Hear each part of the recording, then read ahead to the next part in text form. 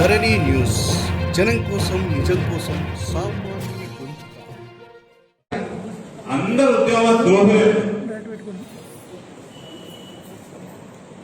నిజమైన ఉద్యమకారులు లాస్ట్ ఈటెల రాజేంద్ర ఉండే ఇవాళ ఆయన కూడా పొగబెట్టి బయటికి పంపించేసి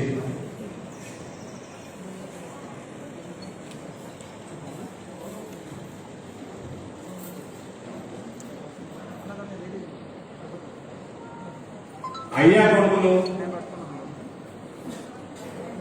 నిజంగా వాళ్ళు ఉద్యమకారులు అనుకుంటే, వాళ్ళ పార్టీలో అందరు ఉద్యమకారులు ఉన్నారు అనుకుంటే, నిజంగా తెలంగాణ సమాజం కోసం అయ్యా కొడుకులు పనిచేస్తున్నారు అనుకుంటే,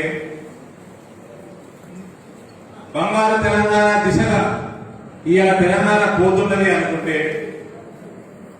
సిగ్గు శరం ఉంటే, దమ్ము ధైర్యం ఉంటే, ఎవరి కోసమైతే నువ్వు ఈటెల రాజేందర్ గారిని బయటికి పంపించినావు, వాడిని తీసుకొచ్చిన క్యాండిడేట్ పెట్టు, నీ కొడుకుని పెట్టు క్యాండిడేట్. నీ కొడుకే కనుక అధికార దాహం లేకపోతే నీ కొడుకుకి ఇవాళ ఎలక్షన్ రాకపోదు. కేటీఆర్ కి తెలంగాణ పౌరుషం ఉంటే, రోషం ఉంటే, కేటీఆర్ ఈటెల రాజేందర్ గారి కంటే బ్రహ్మాండంగా ఒక మంత్రిగా పనిచేసింది అనుకుంటే, మునగాయి అనుకుంటే, ఇవాళ కేటీఆర్ ని సవాల్ చేస్తా ఉన్నా, కేసీఆర్ ని సవాల్ చేస్తా ఉన్నా, మీకు ఎట్లా అభ్యర్థి దిక్కులేడా? మీ అధికార దాహం కోసం హుజూరాబాద్ ప్రజల ఆత్మాభిమానాన్ని దెబ్బతీసింది మీరు.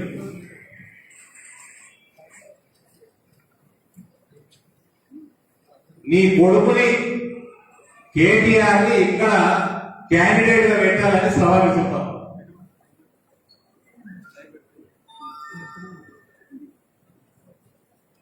గతే కదా కొడుకు అధికార దాహం కోసమే వచ్చిన ఎన్నికైంది, వేరేదేమి నాకైతే రీజన్ కనబడతలేదు. ఇటువంటి మహమ్మారి సమయంలో ఒక దిక్కు హాస్పిటల్ లేక, హాస్పిటల్లో బెడ్లు లేక, ఐసీయూ బెడ్లు లేక, ఆక్సిజన్ తక్కువ పడి ప్రాణాలు పోతా ఉన్నాయి. కానీ ముఖ్యమంత్రి మాత్రం బయటికి వచ్చేది లేదు, రివ్యూ పెట్టింది లేదు. ఒక ఆరోగ్య మంత్రి తెలంగాణ ప్రజల ఆరోగ్యం కోసం తిప్పలు పడుతుంటే నువ్వు ఆయన కూడా వీకేసి ఎన్నడూ బయటికి రాలేదు. ఇవాళ కేసీఆర్ అంటే ఆయన జిల్లాలో మాట పట్టిండేవు. నేను మొన్న కూడా చెప్పిన, ఇవాళ వాళ్ళు క్యాబినెట్ మీటింగ్ పెట్టుకున్నారు, లాక్డౌన్ బంద్ ఎక్కడికి వెళ్ళి అన్నారు. ఆ మర్నాడికి వెళ్ళి జిల్లాల పర్యటన మొదలైంది. జిల్లాల పర్యటన ముఖ్యమంత్రి మొదలైతే ఎన్ని రోజుల ప్లానింగ్ ఉండాలి తమ్ముడు? మీడియా మిత్రులు చెప్పాలి మీరే. ఇవాళ లాక్డౌన్ బంద్, రేపటి నుంచి ముఖ్యమంత్రి జిల్లాల టూర్. అంటే ముందే ప్లాన్ చేసుకున్నదే కదా. ఈ జిల్లాల టూర్ల కోసము లాక్డౌన్ ఎత్తిపడేసి మొత్తం దేశం మొత్తంలో అందరికంటే లాస్ట్ లాక్డౌన్ పెట్టింది మనమే, కేసీఆర్. అందరికంటే ఫస్ట్ మొత్తం లాక్డౌన్ ఎత్తేసి ఆయన.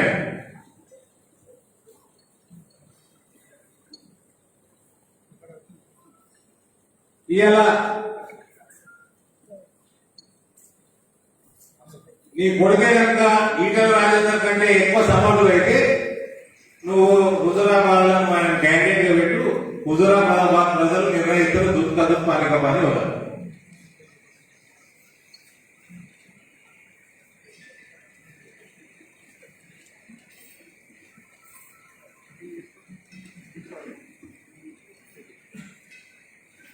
ఈ అప్పారావు సుబ్బారావు యాగిల్లో పట్టుకొచ్చి పెట్టే బదులు కేటీఆర్ పెట్టు.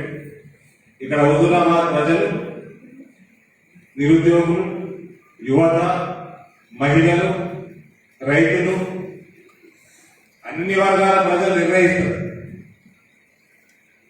నీ బద్దల భాషగా లేదు.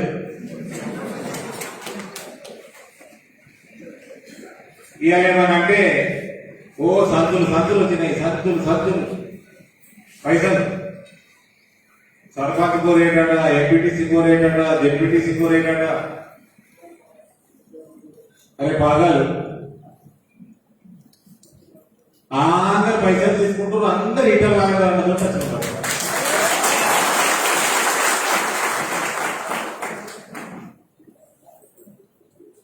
పైసలు ఇటు అందుకుంటుండ్రు, వాళ్ళు వాళ్ళని పంపించేస్తారు, లీటర్ అనుకుంటుంది.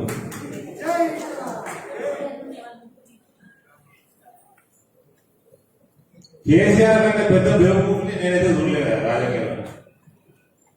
పైసలు తీసుకోమని ఓటేస్తారా? టీఆర్ఎస్ పార్టీని ఓడబోదామని నిర్ణయం చేసుకున్నాడు.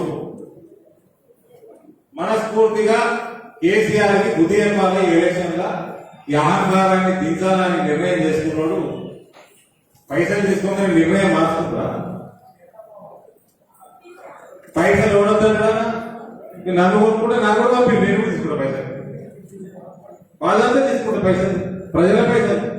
నేను నిజామాబాద్ చెప్పిన బస్తాలు చెప్పిన మా దగ్గర కార్పొరేటర్ ఇలా వెయిట్ పైసలు తీసుకున్నాడు, తెల్లారి మళ్ళీ బీజేపీ వచ్చి నాకు చెప్పాడు. నాకు పోయిన దేశంలో కూడా ఆపస్సు వచ్చింది. నేను అన్న పిల్లగాల మీద ఎప్పుడు చేయించుకోని చెప్పాను. ఎవడే సోము ఇలా పోరగాళ్ళకి, కేసీఆర్ పోరగాళ్ళకి అమెరికాలో ఉండగా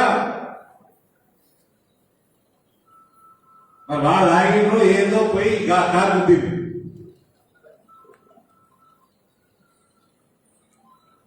హాస్పిటల్ వాళ్ళు హాస్పిటల్ బిల్లు కట్టేది పైసలు లేకుండా మన కోనె ప్రకాశంగా తెలుస్తుంది బాగా కథలు. అట్లా అయ్యేలా లక్షలు కోట్లు 300 కోట్లట హుజూరాబాద్ ఎన్నికలు. ఇంకా రాతప్పుడు 300 కోట్ల రూపాయలు హుజూరాబాద్. అందరు లక్షపతి లేకపోతే ఇప్పుడు ఇంతో అందరూ రాజకీయం చేసిన లక్షాధికారి గారు వాళ్ళ దాంతో పైసలు తీసుకొని కమలం పువ్వుకి ఓటుకుంటుంది.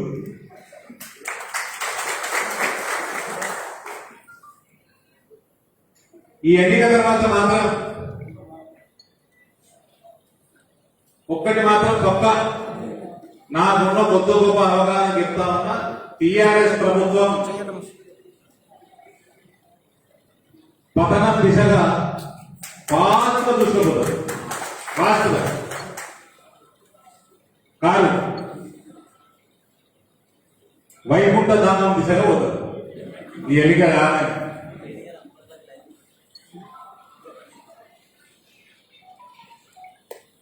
కేసీఆర్ తాత ముత్తాతలు వచ్చినా కూడా టిఆర్ఎస్ పార్టీ ఓటమి ఆగే ప్రసక్తి లేదు. ఇక ఆఫీసర్ని కోరుతా ఉన్నా, దయచేసి చేతులు జోడించి ఓవర్ యాక్షన్ చేయకుండా కలెక్టర్లతో కాళ్ళు మోపించుకుంటున్నాడు. జర ఆలోచన చేయండి.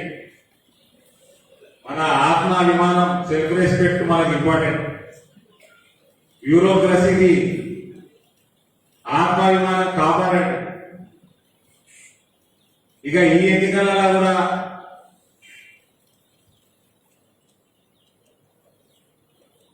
కర్మగారి టిఆర్ఎస్ పార్టీని గెలిస్తే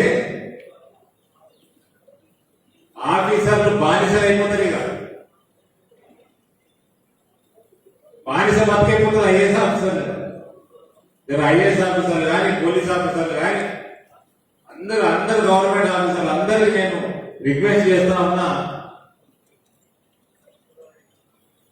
మన డ్యూటీ సక్రమంగా చేసుకున్నాం. ఎవరికో మనం బానిస బతకాల్సిన అవసరం లేదు.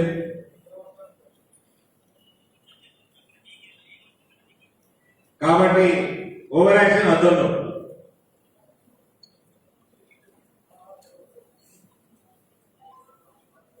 ఆఫీసర్లకు కూడా బయట ఎంత బానిసత్వం చేసుకున్నా కొందరు ఉంటారు కదా, అక్కడిక్కడ కాలం ఒప్పెట్టారు. మీరు ఇంటికి పోయినాక ఏ రకంగా ఇంట్లో ముఖం చూపిస్తారో వాళ్ళు ఇంట్లో మనం ముఖం చూపెట్టారు కదా. కాబట్టి ఆ సిచ్యువేషన్ ఆ సందర్భం రాకుండా చూసుకోండి. బ్యూరోక్రసీ యొక్క డిగ్నిటీని కాపాడాడు.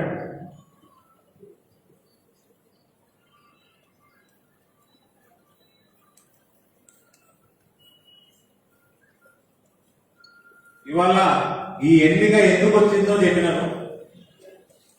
ఇక్కడ ఈటెల రాజేందర్ అన్న విజయోత్సవ ర్యాలీలో పాల్గొన్నాక పోతాడు. కేసీఆర్ 300 కోట్లు కాదు 1000 కోట్లు ఖర్చు పెట్టుకున్నా నా అంచనా ప్రకారం, నేను ఎప్పుడు తక్కువ చెప్తానయ్యో మళ్ళీ ఎక్కువ చెప్పి తక్కువ చెప్పి ఎక్కువ గెలుచుకుంటాడు. 20,000 నుంచి 30,000 కనీస మెజారిటీతో ఈటల రాజేందర్ గెలుస్తాడు.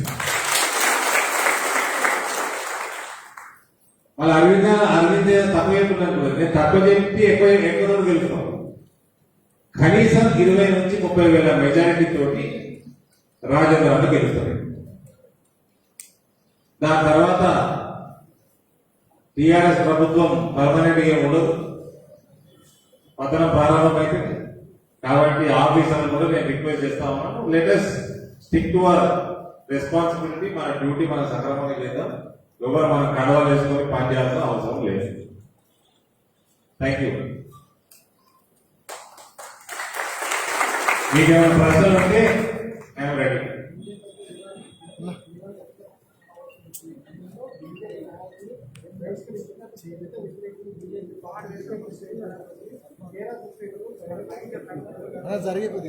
సిగ్గుంటే తెరాస శ్రేణులకి అలా ముఖ్యమంత్రి ఎస్సీ కావాలి కదా. హుజూరాబాద్ ఎఫెక్ట్ ఇది. జిల్లాల పర్యటనలు, ఇవాళ ఎస్సీ సోదరుల మీద ప్రేమ, ఇదంతా కూడా హుజూరాబాద్ వైరస్. దాని రిజల్ట్ ఇది.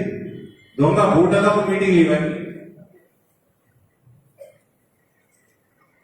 నన్ను మీడియా మిత్రులందరూ టీఆర్ఎస్ శ్రేణులు ఎవరైతే అంటున్నారో ఆయననే రిక్వెస్ట్ చేస్తున్నా, నన్ను తీసుకుపోయి ఇంటే ఉంటా, నేను ఒక్కడే వస్తా. ఎందరికి 3 ఎకరాల పొలం ఇచ్చిండు, ఎందరికి డబల్ బెడ్రూమ్ ఎస్సీలకు ఇచ్చిండు,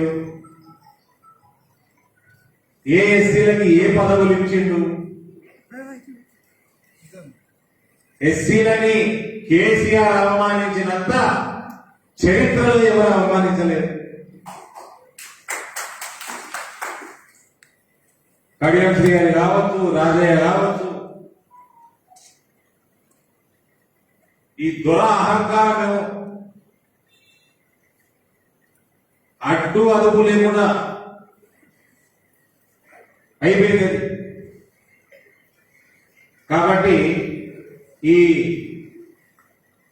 దొంగ మీటింగులు, ఎలక్షన్ల కోసం డ్రామా మీటింగులకి పోవాల్సిన అవసరం లేదు.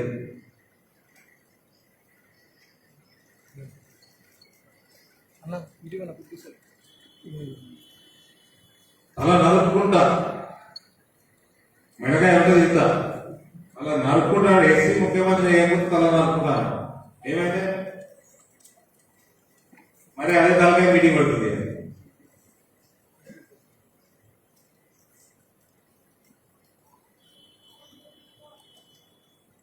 ఆయుష్మాన్ భారత్ పెట్టిండా? ఎందరు చంపి? 1000 మంది చంపి, లక్షల మంది, కోట్లాది రూపాయలు అప్పులు పాలి. ఏది ఆయుష్మాన్ భారత్? ఏది? ఇప్పుడు రాంగ నేను హైదరాబాద్కి వెళ్ళి రాంగ అదేంటి మన రైతు సమితిగా బిల్డింగ్ రైతు వేదిక అలా 6 లక్షల రూపాయలు మాయండి ఇగిలించుకుంటా పాదగట్టుకుంటా ఫోటో పెట్టుకున్నాం. ఏడ తిరిగిన జమ్మికుంటా చూడబుద్ధి కానీ కోడింగ్ కానీ వాటికి వచ్చి పాడేది. ప్రజలు చనిపోలే కదనే,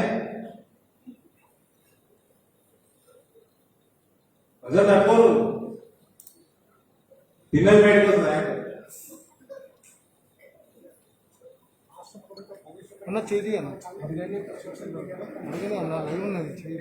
ఏ సంక్షేమ పథకం పెట్టి ప్రవేశపెట్టింది కదా, ఏ సంక్షేమ పథకం ప్రవేశపెట్టి విషయం చెప్పండి. ఎవరికి సంక్షేమం చెప్పండి చెప్పండి. మహమ్మారిలో హెల్త్ ఇన్సూరెన్స్ పెట్టిన దుర్మార్గులు కేసీఆర్ ఏం సంక్షేమం చేసి చెప్పండి.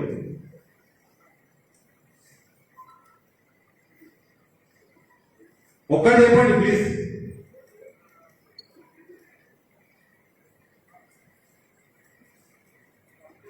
రైతు బంధు అంటాడు, రైతు బంధుల గరీబ్ రైతులకు వచ్చేది తక్కువ, రామేశ్వరరావు లాంటి భూభాగాసులకు వచ్చేది ఎక్కువ. నాకు తెలిసిన వాళ్ళనే 1000 మంది పేరు ఇస్తుంది. వాళ్ళకి రైతు బంధు అడుగులే కాదా, ఓ లక్షలు లక్షలు పడతాయి ప్రతి సంవత్సరం, కోట్ల రూపాయలు పడతాయి.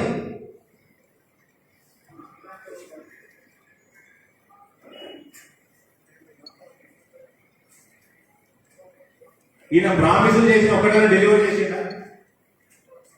ఒకటా రెండా? మన దగ్గర రైతాంగా ఉండవు హుజురాబాద్. ఏమైనా యూరియాలు, ఫర్టిలైజర్లు, పొటాష్ ఏదో అన్నాడు. 20 లక్షల టన్నులు ఫ్రీ ఇస్తున్నా, అందుకే ఉంటుండు కేసీఆర్ అంటున్నాడు, అందుకే ఉంటుండు కావచ్చు అన్నాడు. ఏమై 3-4 ఏళ్ళు అయిపోయాయి. గరీబ్ మహిళలకు ఇల్లు ఏమైపోయాయి, ఇల్లు ఖాళీ చేయించిండు, ఇల్లు ఖాళీ చేయించిండు, ఉన్న ఇల్లు ఇరగొట్టించిండు, మళ్ళా కట్టిస్తా అని 7.5 సంవత్సరాలు అయింది. ఇల్లు లేదు, ఉన్న ఇల్లు కూడా ఇది చాలా మంది.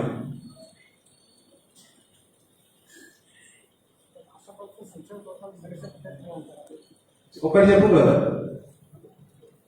ఒక్కటి పనికొచ్చే సంక్షేమ పథకం చెప్పు. మీరు మరీ ప్రశ్న వచ్చారు కదా, పథకాలు ఒక్క పథకం చెప్పు.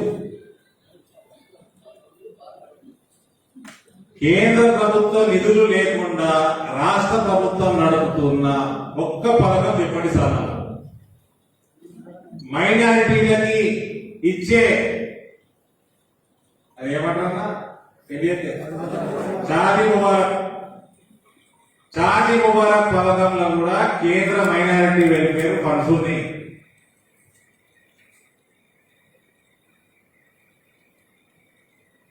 ఈ రైతు సమితి భవనాలలో 6 లక్షల రూపాయలు మాయింది. వైకుంఠ ధామాలు పైసలు మాయి రంగులాంటి ఇచ్చే రేషన్ల 99% కేంద్ర ప్రభుత్వ పైసలు. మీకు పడే రోడ్లన్నింటిలా ఇప్పుడు హుజరాబాద్ రాజస్థాన్ మంచి డెవలప్ చేసుకున్న రోడ్డు మంచిగా, నేను తిరిగినది మంచిగా, సిసి రోడ్లు అన్ల పైసలు కేంద్రాన్ని, జిఎస్ఐ గ్రామీణ సడక్ యోజన పైసలు కేంద్రాన్ని, కేసీఆర్ కిట్టుల పైసలు మాయి, మిషన్ భగీరథ అంటున్నాడు, జలశక్తి నుంచి మా దగ్గరికి వెళ్ళి 100 కోట్ల రూపాయలు తెచ్చుకున్నాడు. సిగ్గు లేకుండా మళ్ళా తెలంగాణ మీద ప్రేమ లేదు, కాళేశ్వరాన్ని నేషనల్ ప్రాజెక్ట్ చేయలేదు అన్నాడు. కాళేశ్వరానికి దాని డీటెయిల్డ్ ప్రాజెక్ట్ రిపోర్టు తో పాటు ఇతర వివరాలను ఈ మధ్య 2016లో రాష్ట్ర ప్రభుత్వానికి రాస్తే ఇవాళ వరకు దానికి రిప్లై లేదు.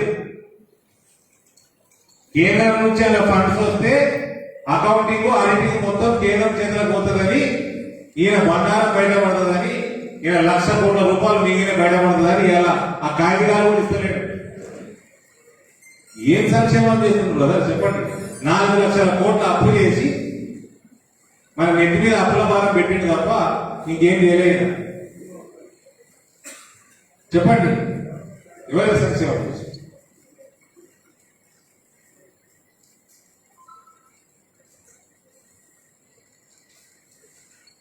సంతోషరావు 7 సంవత్సరాలు 8 సంవత్సరాలకి వెనక పోయి సంతోషరావు ఫోటో చూడండి. సంతోషరావు పరిస్థితి ఆర్థిక పరిస్థితి ఏముండదు చూడండి 8 సంవత్సరాల క్రితం. ఇలా డిఫాక్టో సీఎం అయిపోయాడు. ఆయన ఒక ముఖ్యమంత్రి, కేటీఆర్ ఒక ముఖ్యమంత్రి, ఆయన బిడ్డే ఈ రాష్ట్రానికి మొట్టమొదటి మహిళా ముఖ్యమంత్రి. అలా ముసలాయననేమో ఉన్న పది ఊసకూడదు, ఇలా పూరగాలు ఊసకూడదని ఆయన టెన్షన్ ఆయన గట్టిగా పట్టుకొని కూర్చోడం కూర్చుంది.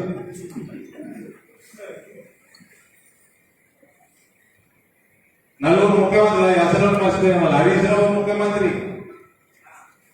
5 మంది ముఖ్యమంత్రులు. ఈ 5 తప్ప ఇంకెవరు సంక్షేమం ఎవరికి వచ్చింది ఎప్పుడు.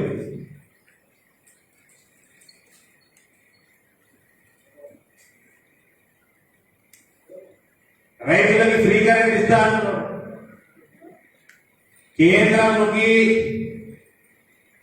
అప్పులు చేసుకుంటా 4 లక్షల కోట్లు అప్పులు చేసి ఇక్కడ 4 లక్షల కోట్ల దాదాపు 1,00,000 కోట్లు విద్యుత్ అప్పు చేసింది.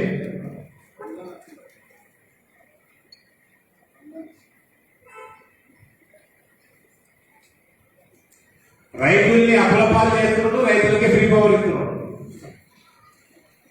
రైతు రుణమాఫీ అనేది వరి కొంటున్నాడా సమయానికి, మక్కలు కొంటున్నాడా. మా జిల్లాలో పసుపు పడుతుంది, వాళ్ళకి మార్కెట్లో ధర చెప్పినట్టు మేము చేసినాం.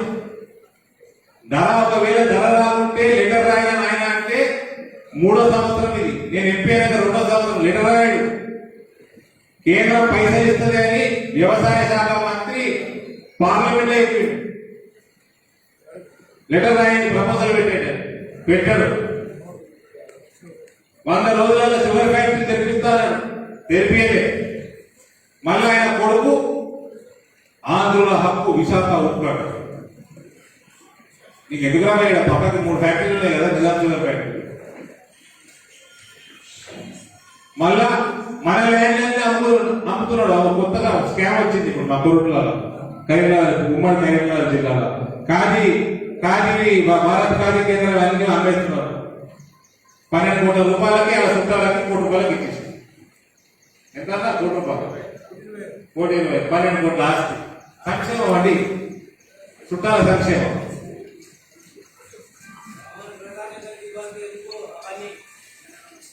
ఇది సంక్షేమం నడుస్తున్నది తెలంగాణలో. మరి కేటీఆర్ అడుగుతా ఉన్న ఆంధ్రుల హక్కు విశాఖ ఉక్కు అంటారు. మరి ఇక్కడ అన్ని అభ్యర్థులు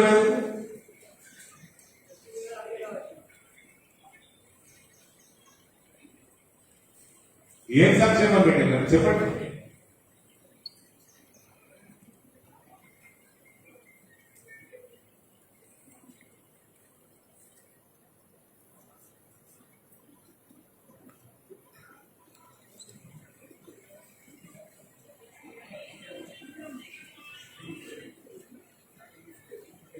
అయిపోయినా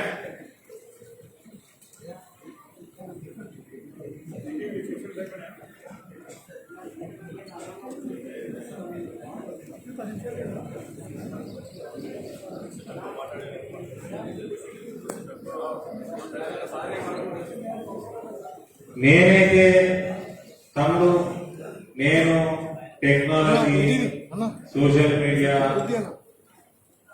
ఒక సైంటిఫిక్ పద్ధతిని నమ్ముకున్నాను. నేను 10 మందిని అడిగితే 8 నుంచి 9 మంది ఈగల రాజధానికి వెళ్తాను.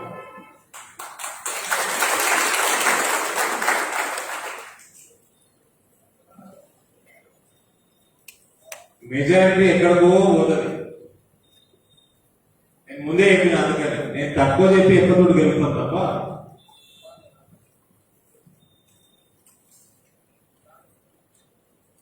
కనీసం 8 మంది 10 మంది ఈగల రాజధానికి వెళ్తాను.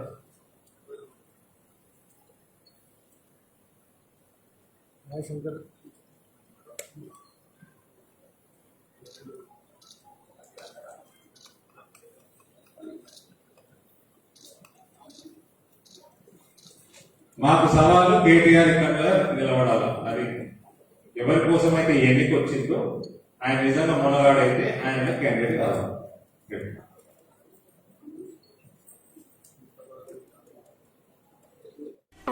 Thanks for watching this video. Please like, share and subscribe to Dharani TV.